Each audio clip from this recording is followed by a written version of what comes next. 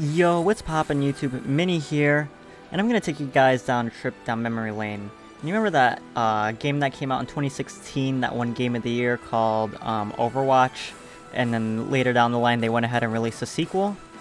Yeah, it turns out the sequel to that game was actually Marvel Rivals. So yeah, if you guys don't know, Marvel Rivals is a 6v6 hero shooter game, and the closed beta has ended, and I wanted to kind of sit down and reflect on some of my thoughts about the game, what I did like, what I don't like, because as being an Overwatch player and having tons of experience with Overwatch, this game really did resonate with me.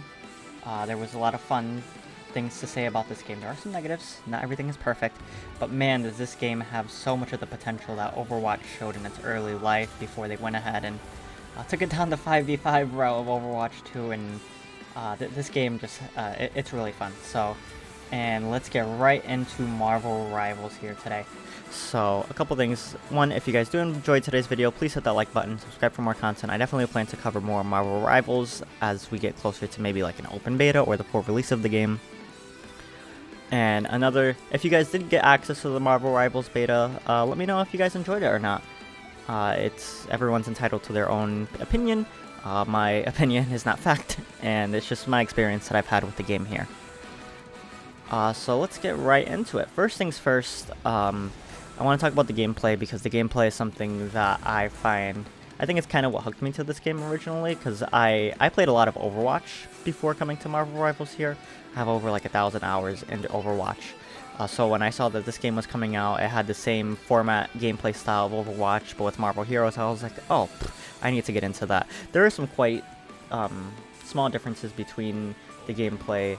Like some maps have 2 points instead of 3 points. You can carry your ultimate into the next round for some different matches. I think for Convoy, that one specifically, you can, not Convoy, Domination, you can carry the ultimates from the previous round to the new round. So some slight variations between that and Overwatch. I think it's a little less, let's say, strict on how it wants to format its rules. This game has a lot of things and systems built into it in the beta already, which is very surprising. Like, they have a factions and a tournament mode built into the game, which is something I feel like we've been asking for Overwatch for the past, I don't know, maybe like 5 or 6 years, maybe even longer. So it's good to see that built into the game, the replay viewer, spectating, all that is built into the beta, and I will only assume that that will get better once we get closer to the full release. Next is the heroes. The heroes in this game are awesome. If you are a DC boy or female and don't know too much about the Marvel characters, this game does a really good job at representing, I think, who the characters actually are. I don't have a ton of comic book experience per se. I'm a Marvel enjoyer where I go ahead and I go watch the movies as they come out. Like the newest Deadpool and Wolverine movie, I went ahead and saw that in theaters pretty recently, and I've been doing that, I would say, probably since, I don't know, as long as I can remember. Since I was a kid, I remember watching like the Incredible Hulk movie, so the MCU has been in my wheelhouse of things I've experienced for quite some time now. So like I said, when I saw this and Overwatch kind of mushing together to create Marvel Rivals, I was like, I need to get in this. And even the characters that they have portrayed in this game do not feel like Wish Marvel or knockoff Marvel. These heroes, they did a good job of making sure they actually feel like Doctor Strange, for example. Yuri Lowenthal voices Spider-Man. Yuri Lowenthal voices Spider-Man. I keep forgetting his name, but the voice actor for Thor, who's voice acted him in the animated series, comes back and he voices Thor. And they have some very talented voice actors from Star Wars: The Clone Wars coming in to play some of these characters. Nolan North, I think, plays Rocket Raccoon. So they picked a really good selection of voice actors to come represent the characters, because they really do make these characters feel alive, feel like they're part of the universe instead of just like some weird knockoff off-universe type thing. This feels like it could coexist in some form with the main Marvel continuity. And even, like I said, mentioning heroes like Thor and Jeff the Landshark were introduced in the closed beta. They didn't launch with the closed beta, where that was originally Adam Warlock and Venom were the new heroes. But Jeff and Thor were added midway through the closed beta, and they were a fun addition to the game. They played very differently from other characters that we've had in the game. I think especially more Thor. But Jeff's a cute, adorable little guy. And Thor just swinging around Mjolnir. I find his F ability really fun, where he kind of like throws around little lightning strikes. That's very fun. And his team up with Hela, where if Hela lands a kill, he gets res. Alongside Loki. Loki has that ability as well with Hela. So that's a really good plus. If you have Hela, definitely play Thor. And Jeff reminds me of a Pokemon. When I was playing Jeff, I was just like, you can do so much with this hero shooter type format, because the first thing I imagined was a Pokemon game in the style of this. Like, can you imagine like fighting as like a little Squirtle and Charmander, and you can get some cool Pokemon in there like Lucario. This is a side tangent, but Jeff was a fun addition to this game. I didn't know too much about him or the characters like Magic or Luna, so it's good that they have more, I would say, obscure characters in this game instead of like the main Marvel characters that everyone knows of. Next is the thing that this game I think can improve on, with the beta being closed officially now. It's a little bit better to kind of like sit back and reflect on this. One of the things that I did find, I don't want to say annoying, but something that did get kind of boring over time per se, were the map selection. There were technically, I think, like 4 or 5 maps in the beta, but they were based in like the 2 same places. So you had Asgard and you had Spider Island 2099. And each one had like their each little different variations, like there were the convoy map of each theme. Asgard had a domination map. So for the closed beta, or not the closed beta, so if they do like an open beta or for the full release, I would definitely like to see more maps added into the beta for the full release.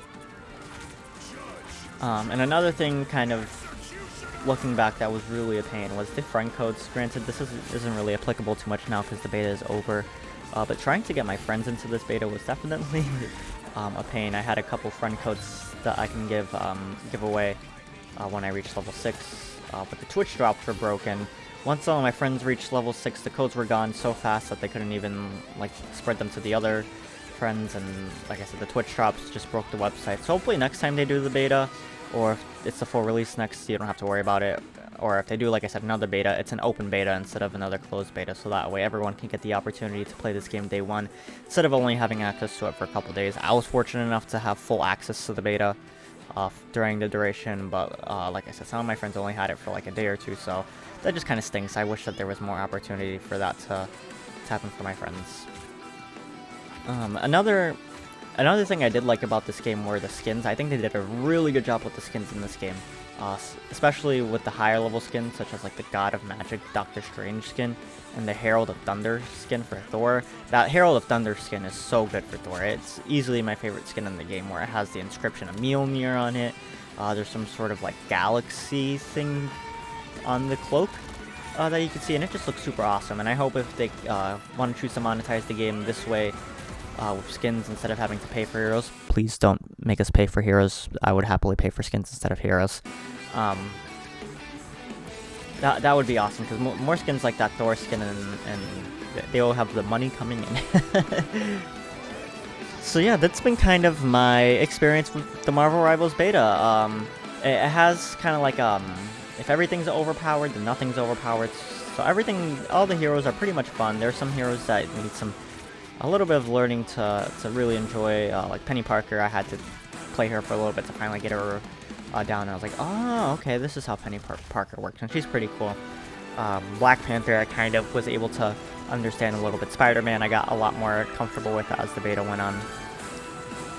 A lot of the heroes that I didn't really get the chance to use as much is the healers, and I just didn't really want to play as them as much. I'm more of like a tank DPS player than more of a strategist support player. So the DPS and the tank heroes resonated more with me. But yeah, overall I'm in love with Marvel Rivals. Having played a lot of Overwatch, this game just clicks with me, and I find myself wanting to keep coming back and play more.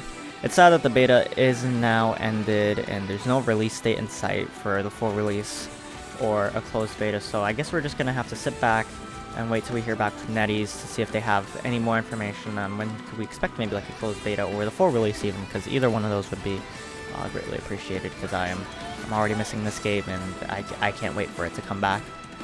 But this game does a good job at representing the Marvel heroes, having a fun gameplay loop, and it has a promising, bright future ahead. And I definitely don't think it's going to be dead on arrival. So yeah, those are my kind of final thoughts on Marvel Rivals here, guys. Let me know what you guys think of Marvel Rivals. I had an amazing time. If you guys did enjoy today's video, please hit that like button, subscribe, and I will see you guys in the next video. Bye-bye now.